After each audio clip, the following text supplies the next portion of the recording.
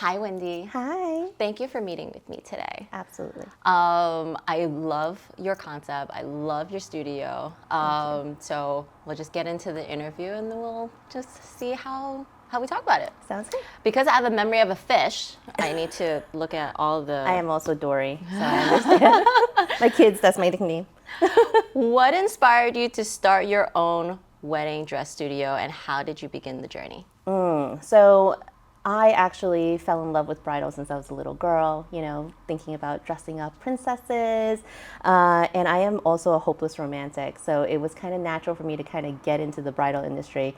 Long story short, my mom was a seamstress. I grew up in a factory.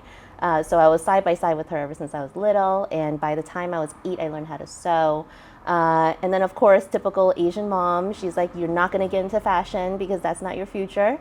I studied finance and management and ended up in a finance company and hated it. And I was like, I just need to follow my passion. So at a very young age of 22, I naively felt that was what I was going to do. I was going to open a bridal salon. And I also happened to be part of several of my family members' weddings at the same time. So I got to experience a bunch of bridal salons in New York, and I just knew that I could do it better. There was just no personalization. The first question they would ask me is, what's my budget? And to me, that's not how a bridal experience should be. It should definitely be something that is finding about the person, finding about the bride, what her loves are, how her wedding's gonna look, and kind of tying it all together in this one appointment that you have with her to find her dream dress. So I just felt I could provide that to my brides in New York, and it just happened that my brother was engaged to my sister-in-law, who's also my partner in this business, Katie, and we just drew up a plan and just went for it. And 20 years later, we have 4 stores, and we're still one by one making brides' dreams come true. Where are the other 4 stores located? Our first store was in Brooklyn. That was opened 20 years ago. My second store is this one in Mineola. My third one is in Manhattan in the Garment District. And then my fourth one is my off-the-rack store in Williston Park. I didn't realize you had an off-the-rack store. Yeah, we're adapting. Oh. We have brides who are, one of the biggest things is that wedding dresses, a lot of people don't realize that the samples that we have in our stores, either they get donated or they get thrown away. So instead of allowing that to happen, we want to resell these samples at a huge discount just so that brides of every budget and every timeline can actually still get a dress without having to pay that huge price tag. So that was like the thought behind it, and also it helps kind of with the, what is the word? It offers decrease waste. It does decrease Yes. waste, and it offers an opportunity for, women to buy a beautiful dress at a discounted rate. Exactly. I always say yes for less. Say yes for less. Oh, that's so Say good. yes for less. I do remember my experience with you in Brooklyn. It was, you were asking me all these questions that I did not know why it mattered, to be quite honest. But now thinking back of like all of the questions you asked me about, like, well, where's the venue? What are your flower colors? I think, what are your bridesmaids wearing? Like, that all really does matter. And to be quite honest, I had 2 dresses. I don't know if you remember them. I'll show you them in a little bit. One of them was from the store in Midtown. And I think the experience between Lotus Bridal and was just very different. Like, it was not as personable. They didn't ask me those questions. They just asked me what I wanted. So I think because I used that experience, when I came to Lotus Bridal, I used that experience and I was comparing the two. I'm like, I really like it, but then I didn't really understand. But now I like having to hear you explain the whole entire process and experience, like, it's very warm and fuzzy. I mean, that's how a shopping experience, I mean, you think about it, this garment is the most important garment a woman's going to wear in her lifetime, because it, one, signifies the next step of her life, and it's the one day where she feels the most beautiful and the most confident in her life. So, it really does matter. It was not cheap? It was. Is it not cheap? It is not cheap, but with anything that's hand sewn with intricate lace, it never is cheap.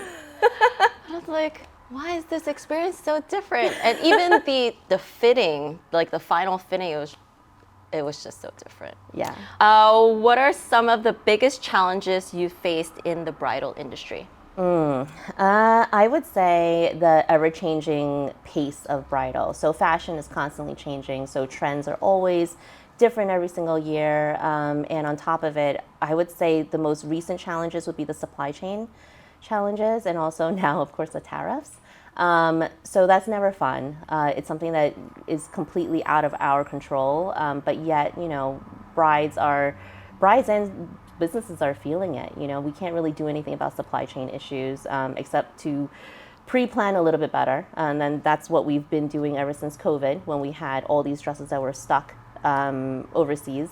And what we did was that we ended up stocking more items, pre-ordering a ton of stuff, just to make sure that we were prepared for the next year.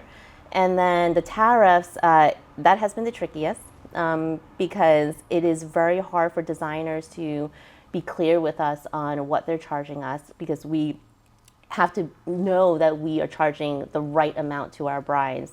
So right now, what we're doing is kind of gray, and I love our brides to be, they're just so understanding about the situation, that we're actually charging them a percentage now, and then when we actually do get their product inside our store, then we will make sure that if we weren't charged the tariffs, that we refund them back for what we charged initially, because we're at the 90-day, we have a 90-day break, but who knows what's going to happen after 90 days, and gowns take longer than 90 days to come in because they're special ordered. And that's probably one of the biggest challenges, trying to navigate through all of these political things.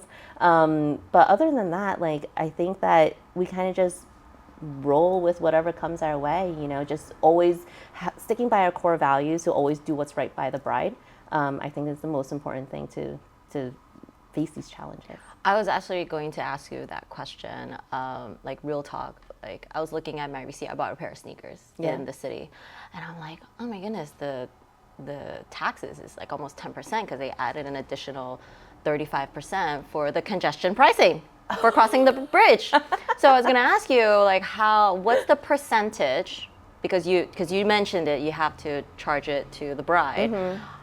And then if you don't, then you return it. What is the proper percentage for the tariffs? So right now, there's no way of knowing. Every single designer is different, right? We can't go with what the news is telling us, because that's not 100% accurate. And the reason for that is that designers don't necessarily only have a factory in China. They have factories in Vietnam, they have factories in Europe, they have factories in Myanmar. They're all spread out. So they can't really tell us, okay, this one dress out of their 100 dresses is this tariff amount. So what we've been doing is we are charging based on whatever they're charging, a rough percentage. So some designers are 5%, some designers are 10%. And then when we get the invoice from the designer, because they're the ones that are being charged by US Customs, then we'll know how much we're being charged. But unfortunately, that doesn't happen until months after the bride orders her dress. So in 6 months, who knows? Maybe we might go back to January, I highly doubt it, though. So this is just to kind of make sure that we're super transparent to our bride, and the bride isn't surprised by this tariff charge when all the payments are due, when her wedding's actually happening and she has to pay all her other vendors. So this will kind of help her budget a little bit, and also help us know that, we were clear with our bride that this is something that has to be charged, unfortunately. But the percentage amount, we won't know until the dress actually comes here. So got it. But what would be you do say that you're going to refund it back to them. Yeah.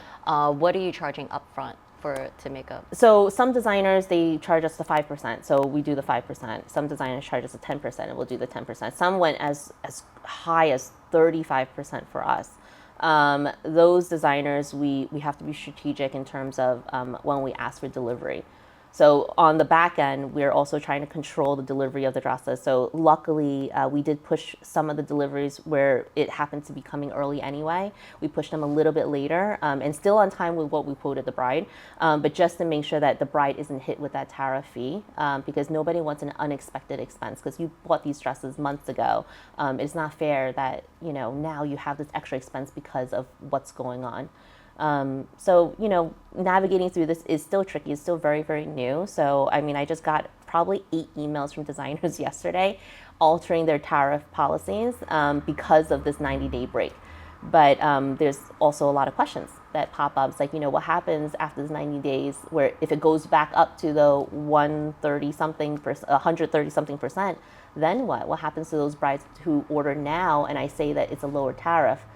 Are you going to charge me more where I have to push that charge to my bride? Like, that's not fair either. So just trying to navigate through this is going to be wonky. Being clear with our brides, educating them on what's going on is super key.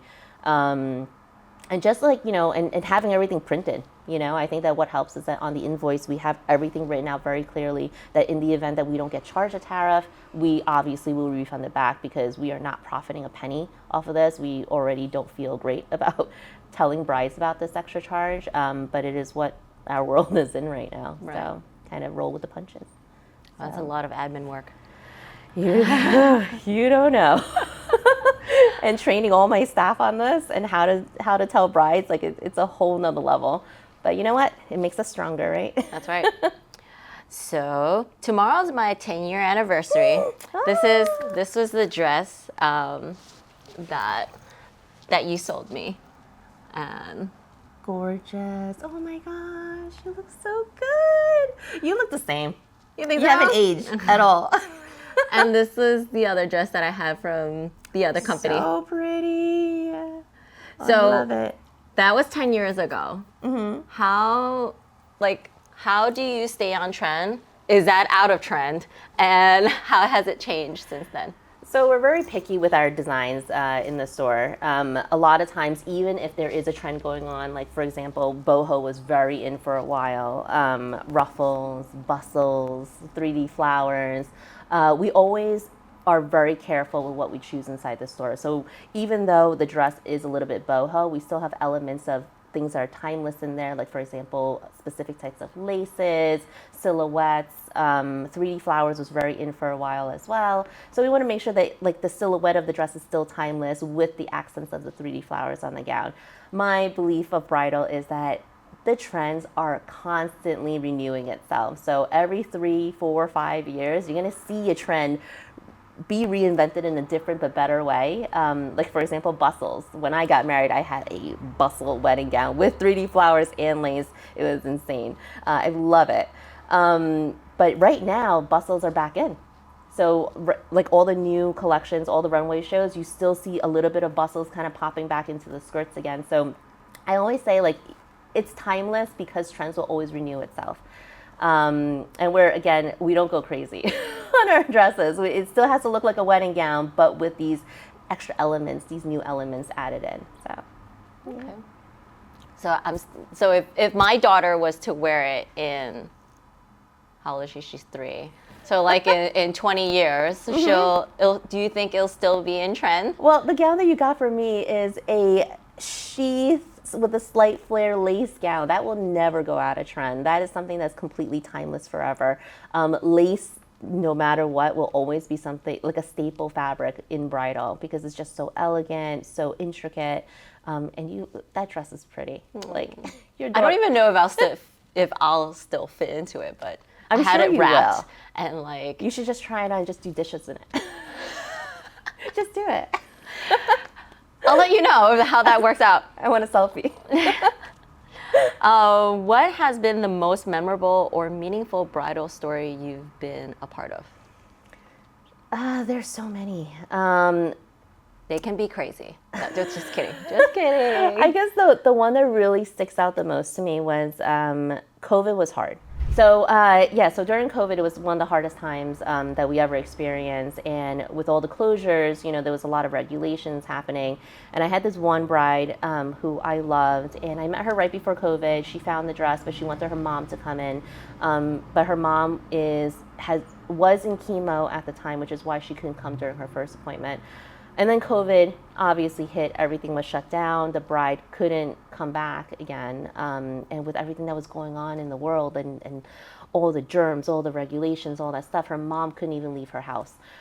So my heart broke. The bride needed to order her dress because her wedding was going to be within a year, and it took that long to get in that dress for her. And we decided to close down the whole store for her. and we had a private appointment just for mom. We sanitized the entire space. It was bananas, just to make sure that there was nothing going on. Like everything was like nice and clean just for mom. Obviously, we all had our mask on and everything, and we were like socially distanced. And I remember the mom being able to see her daughter wear her wedding gown, the one that she said yes to before COVID, was so touching to me, because I was like, you know, we made this happen. We made this moment, this core memory happen for her. And I think like forever, I'll hold on to that, because I'm just like, I just remember like how the mom looked when she saw her. Like she was just like started bawling, and I was like, oh my gosh, like we made this happen. So I think like that's like the most memorable for me. I mean, there's so many though, but that's the most recent one that like brought me to tears. So that's beautiful. You're about to cry now. I know. She's like, I remember her so well. But having to close down a whole store for the bride and her mom, that's a beautiful story. Yeah, I mean, it's at the end of the day, it's all about like the relationship, right? Like the relationship you have with your customer. You have to really care. You have to really genuinely want to help that person. And I think that that's what we're about. You know, we genuinely care about our brides. It's not just another customer. It's just not another sale. Like it never is that. For us, since 20 years ago, you know, I always make sure that my staff share the same core values as me. I'm sorry, the phone's ringing. I always want my staff, require my staff to share the same core values as me, just so that they know that we always prioritize our customers. We always put them first. We always make sure, I'm so sorry. I don't even know how to close it. Who has answering machines nowadays? Me! I have an advanced teach me. I'm still in the Stone Age right now. I'm a dinosaur. But if you have a better way, let me. Oh no, the digital ones suck. They're bad too. They suck. Okay, anyway. I forgot what I was saying. You want your staff to share the same core values. Yes, I require my staff to share the same core values as me. This way, I know that every single customer that they encounter in my stores are all treated the same way. You know, so I'm a big Chick-fil-A fan. So servant's heart is something that I truly believe in, and that's how they train their staff, and that's how I train my staff too. So, yeah. Now I need to get the whip cracking for my staff. Look up servant's heart. It was something that I did some homework on, and it's like it's really everything that I've been trying to explain in words, but apparently somebody else already came up with this and explains it way more eloquently than I do. So it's okay. Yeah. It's not about who's the inventor of the concept, as long as you believe in it and you use it on a daily basis. What advice would you give to an aspiring entrepreneur looking to start their own business? Good question. Definitely to know your why. Why are you doing this? Because in hard days, that's what's going to push you forward. That's going to get you to the next day. Knowing your why, also surrounding yourself with people who believe in you. I think that is so important, because if you're with people who are constantly dragging you down, or you know, doubting you, or feeling like, you know, like that seems like it's really hard, I'm not sure if you should do that, even though they mean well. Those are people that you don't want next to you when you're trying to grow, because all you need is confidence. Like you really need somebody that will push you, that will challenge you, and make sure that you know that you can do it, because if not, you won't grow as fast or as big as you're capable of, because you don't know, like, unless if you try. So surrounding yourself with solid people, knowing your why to push you through those hard days, making sure that why will keep on making you put one foot in front of the other when things get hard, I think is probably the most important thing for new entrepreneurs. I totally believe in that, which is why I have to mention, as an Asian American, I would not surround myself with my parents. Like, this is very, very similar to your situation. Like, why are you not go into finance? Yes. Why are you not a lawyer? Yes. Why are you not a doctor? Or like all those other. Yes. Why are you not with a Fortune 500 company? Right. You know, when you tell them you're going to go into sales, you're like you're done. Like you're dead. Yes, I can relate to that heavily. But lucky for me, both my parents are entrepreneurs too. So because I was very convincing as a young girl that I could do it, they essentially wanted to show me that their support and expected me to fail. But luckily, I did have my partner Katie with me, so she kind of, pushed me on. My husband, well, my then boyfriend, now husband, he was also very supportive. So he constantly said, like, you could do it. Like, just like you don't know what you're capable of unless if you try it. And if you fail, then you fail. It's okay, But you won't grow unless if you try. So. Yeah. But in my world, there's no try. You just do. You just do. Yeah, you're right. It was really doing. It was just doing. Yeah. If I was to come home with like a B minus, they're like, where's the A? Exactly. Like well, what happened? Why couldn't you get an A plus? Yeah. If you come back with an A, where's the plus? Yeah. And then if in business, if you fail, what I hated the most is I told you so, right? Or like giving them the opportunity to kind of say, it's okay, come back. Yeah, But my stubbornness and my thought process of wanting to just succeed was just like, no, I'm not going to give them the benefit of the doubt that I failed. Even if I lose all my savings in my business, I'm doing it. I'm still gonna do it. Like if I have to get a loan from the bank to support my rent, like I'm gonna keep going. And luckily, 20 years later, I'm still surviving, right? I'm able to pay for this production. So right, exactly. You're so successful now. It's crazy. But I also feel like because our parents were so strict with us, that's how we are who we are today. I wish that my children will be the same as us when they grow up and they're just as dedicated, just as motivated. Because I even though I hated what my parents did to me, I hated that they just put so much pressure on me to be this perfect person, and I failed miserably because I was a bad kid. But I think that without their level of standards, I don't think that I would be how I am today. So on one hand, I despised it at the time. On the other hand, as a parent now of 3, I kind of understand, like setting that discipline in place is something that takes a long time to instill in children. Agree. I really agree, because every time we go to, like, say, Target, Liam would say, can I get that? I'm like, no. and one time, he was very young. I think he was like 2.5. Aww. And it was just me and him. We're strolling, and he goes, "Can I have that?" I said, "No." She goes, "Why?" "Because mommy's poor." And I kept saying that over and over again every time we went to Target. That one time, I said, "Liam, do you want that?" It's like, "No." "Why?" "Because mommy's poor." It was one of those moments, and like another mom next to me just like caught on to that. It was hilarious. So like, the reason why I said it the way how I said it is so then I know that he memorized what I was, teaching him, propaganda. Yes. Like manipulating them when they're young. Exactly. Yeah. I mean, he still asks for things, but now he just doesn't complain about it, right? Like other children, they'll be like, why and this, you're so unfair. Like, and I see it all the time. Especially now, because things are good now. I mean, like when we were growing up, our parents were working their butts off, so it was a different environment. So I still try to crack a whip on my kids now.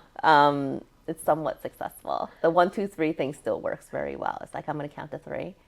It's still very effective, magically.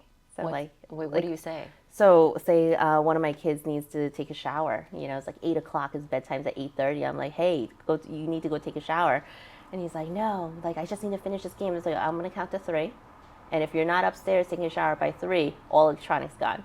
So there's obviously always like a cause and effect, right? So I started counting down, and one time he tested me, and I actually took away all of his electronics, the older one. So that's like devastating. And I'm like, I didn't do this to you. I actually told you what was going to happen by the time I got to 3. And because there was actually a result from that, he's never, ever what was the word? He never didn't believe me again. Like every single time, like when I count to 3, for sure he's gone. Like he just runs up. So were the other 2 around?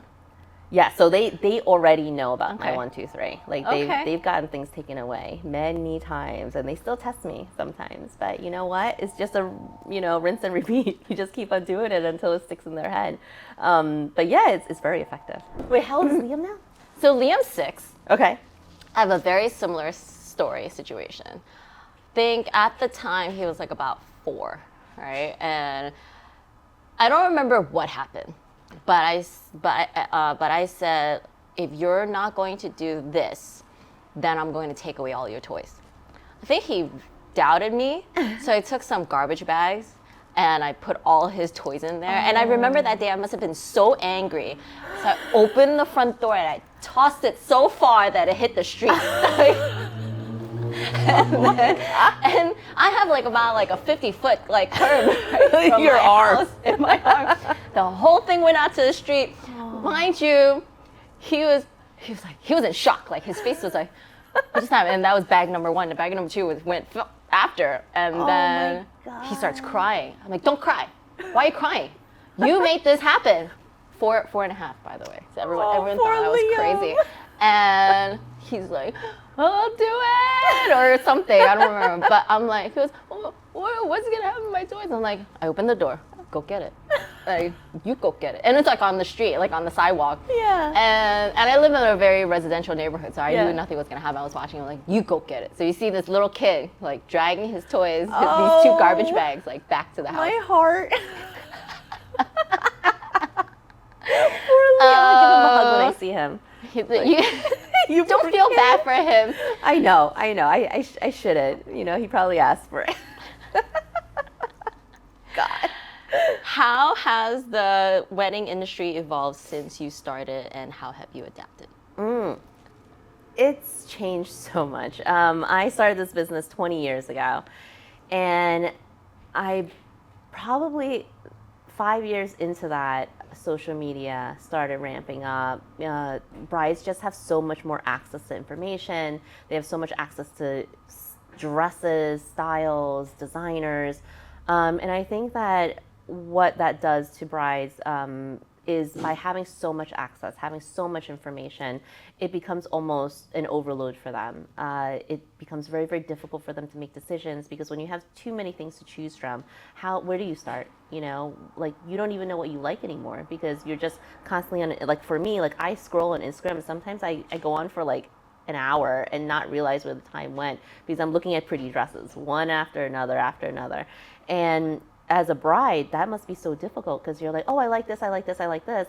And then now you have to find a store that carries all these things that you like. But with the internet, they're everywhere. Mm-hmm. You know, like where do you find that exact dress in a store in New York?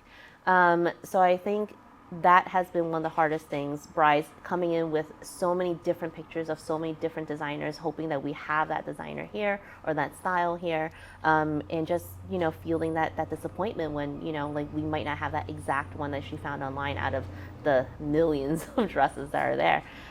How we adapted is we now have a online catalog that we share with our brides prior to them coming in. Another thing that we do is for some of our brides who we need some additional information, we do pre-consult calls or pre-consult screenings before they come in. So we could ask all the important information before they're here, so the stylist who's working with them can prepare gowns that are within their vision. Many times brides don't even know what they like. They just see a bunch of things that they think are pretty, and they just feel like, oh, you know, I want to try on a little bit of everything to kind of narrow down what I love, which is a great way to do things. But if you have hundreds of dresses in your Pinterest board, it becomes really hard, because now you have this really huge expectation that you'll be able to try on all these hundreds of dresses, and what if you don't love any of them? And that's really where we come in. So the online catalog helps a ton, because brides can actually see gowns that we have in the store, and they can actually favorite them, so their stylist can have them ready to pull when they're here in the store. Another thing that we started doing with the pre-consult calls is when we find out what their venue is, where their venue is, what their flowers are, what their bridesmaid colors are, and we read the little excerpt that the bride usually provides about, you know, how she sees herself on her wedding day. That helps a ton in us also figuring out what dresses that she should try on during her hour-and-a-half appointment. So the most important thing for us is not to overwhelm her and to really be prepared before she comes in. Yeah. I mean, I think with that, you helped me figure out when to transition into my second dress too, because I wore the ceremony dress, and then it was the reception dress, which I didn't even think that was a possibility. I just want to keep changing dresses because I just felt like doing it. My sister-in-law, Katie, my partner, she is actually, I believe she wore 6 gowns on her wedding. It was wild. It was a very long day. It was a very fun day, but she was all about the dress. 6 gowns. We were tired. We were Including the Chinese dress? So she had 2 Chinese dresses. So she had the keipo and she also had the kwa. And because we had the tea ceremony in the morning, and then the keipo was, I think during, I want to say the cake cutting. But everything was like gorgeous and custom, and of course, I remember that day. She owns a wedding studio. Yeah, we just opened at the time when she got married, because when we were planning the store, she was just engaged, and that's how our journey together started. And then it was fun because the first year of opening, she had all these dresses that she could choose from. So why not, right? I'm going to work, guys. Yes, I'm going to work. I'm going to try on everything. It was fun. So you made a quick mention about your online catalog. Do you feel that what you do is really a brick and mortar type of business, or do you feel that it can be e-commerce? It's funny. My husband actually brought this up not long ago because he believes that brick and mortar are eventually going to disappear. It's just the natural evolution of where things are going right now. I strongly disagreed with him, and I hope that I am right. But the reason why is you can't replicate an experience with your family members, with your best friend, with your sisters online. It's just not possible. Like, having a bridal salon, the reason why we have the dressing rooms a certain way, these large mirrors, the lighting a certain way, is because you need this perfectly clean and luxurious environment to be able to try on dresses. Like, this experience is a luxury. So if you were to buy something online, you just completely zap out anything that's special about your dress shopping experience. You know, you don't have mom with you. You don't have people that matter next to you making this huge decision. You know, like, it's no different than, like, you know, buying something from like Macy's online. Like, it doesn't make it special anymore.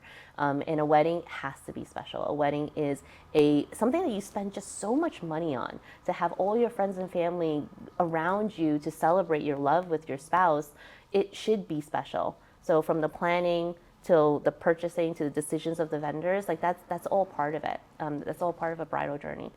And I just think that if bridal gowns were sold online, which they are right now, and, you know, not to, like, you know, put any shade on that, like, you know, there are brides who that works for them. For me, my bride is somebody who wants the experience, who wants to share this with people that they care about, who wants a stylist. I mean, that's also super key. Our stylist is really the core of why brick and mortar is important. The stylist is trained on what we have. They know their inventory, they know what fits well, they know.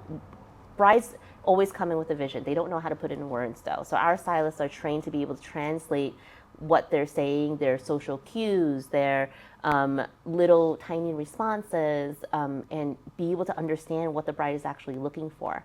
So the stylist is equally as important in finding that perfect gown for that bride.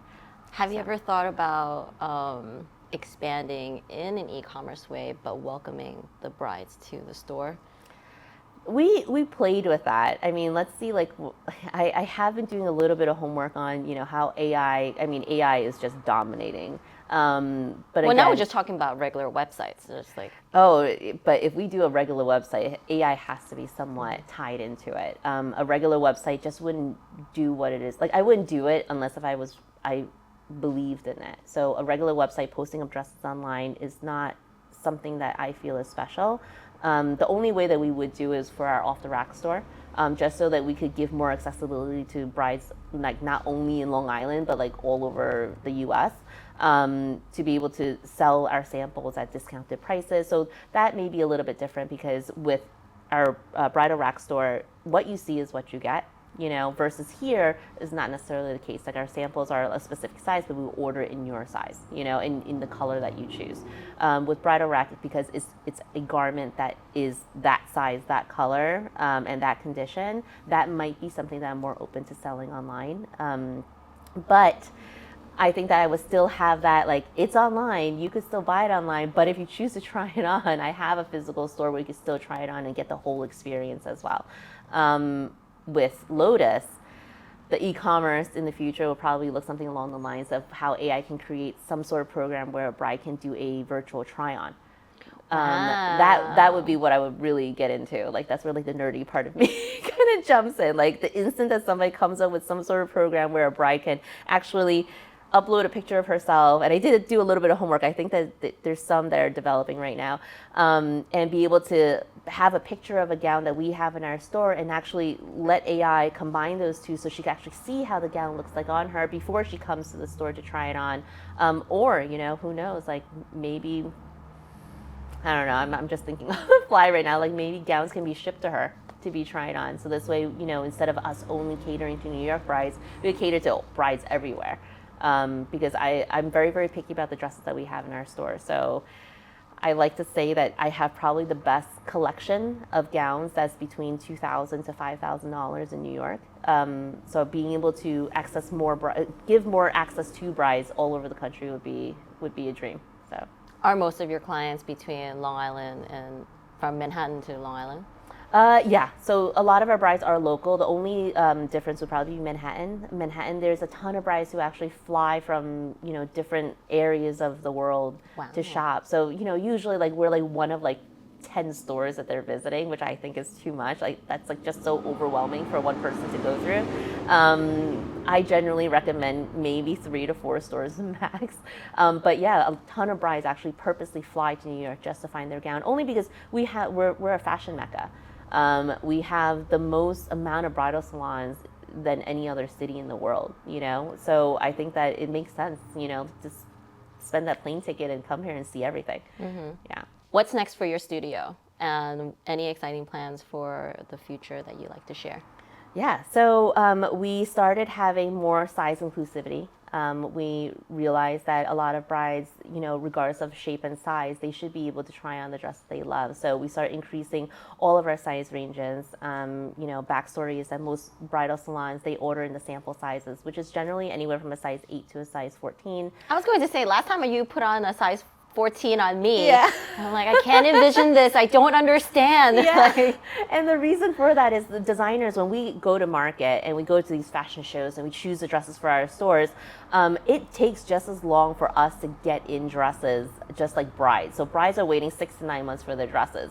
There's no way that a bridal salon can wait 6 to 9 months for the next fashion. We want to get in the dresses as fast as possible into the store for our brides to try on because they're already seeing it online. So designers generally pre-cut dresses from a size 8 to a size 14 well in advance before we actually see the gowns, because they forecast which gowns will probably do well and which ones wouldn't. So with that, we're able to get the dresses faster by ordering from their pre-cuts, which is, again, limited in sizing. So what we've been doing is some styles that we just feel very, very strongly about, we will wait the 6 to 9 months to get in our different sizes that's outside from the pre-cuts.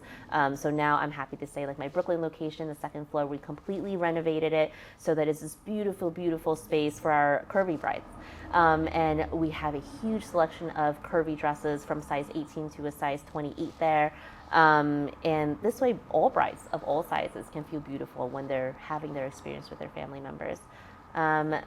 Something else we're doing different is we are getting a little bit heavier into our private line. We're going to have our own Lotus line, hopefully, in the near future. Exciting! Yeah, and the whole thing that kind of Are you the designer? Yeah. So, well, not only me. So I believe in inviting my entire team into every business decision. So I'm one of those bosses where I'm like, what do you think? You know, and I'm very, very open to all sorts of feedback. You know, what are your brides asking for that you feel that we don't have? What do you feel that you've been seeing on Instagram a lot that, you know, we could get more of?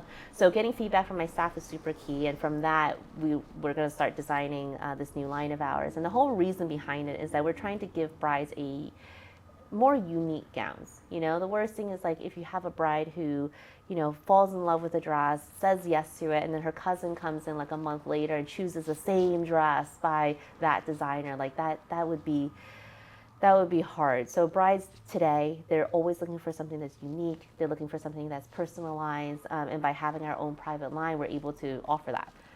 So that's so in the works exciting. now.